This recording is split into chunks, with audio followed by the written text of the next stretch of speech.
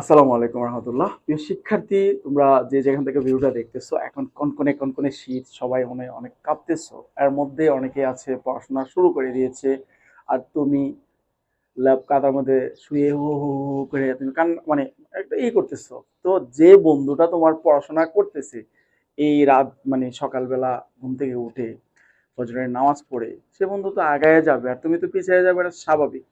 তারপরে তুমি একটা করবা যে আমি তো ভালো করি নাই। তুমি ভালোটা কিভাবে করবা? তোমার বন্ধু যে এই যে জানুয়ারি থেকে সকাল ভোর থেকে পড়াশোনা করতেছে, বিভিন্ন কোচিংয়ে যাচ্ছে, বিভিন্ন জায়গাতে এসে পড়াশোনা করতেছে, আর তুমি একদম ওই 10টা 11টা, যতক্ষণ সূর্য না দেখা যায় ততক্ষণ তুমি ঘুমাচ্ছ, তুমি তোমার নিজের মতন করে কাটাচ্ছ। বই পাচ্ছি না, স্কুলে ক্লাস হচ্ছে, ক্লাস হবে কখন হবে না হবে, এই জিনিসগুলো নিয়ে তুমি ভাবতেছো। আর তোমার বন্ধু কিন্তু অলরেডি পড়ছে।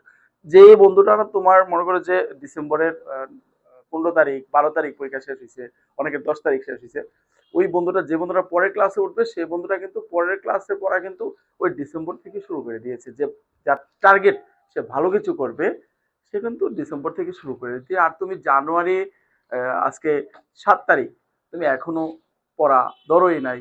তো তুমি কিভাবে বলবা যে ওই তোমার ওই বন্ধুর মতো তুমি কিভাবে হবা? আমি তোমাকে একটা রিকোয়েস্ট করব যে আহ, তুমি তোমরা যেখানেই আছো, যে যেখান থেকে, একটু ভালো করে পড়াশোনা করো। ধন্যবাদ সবাইকে। আসসালামু আলাইকুম।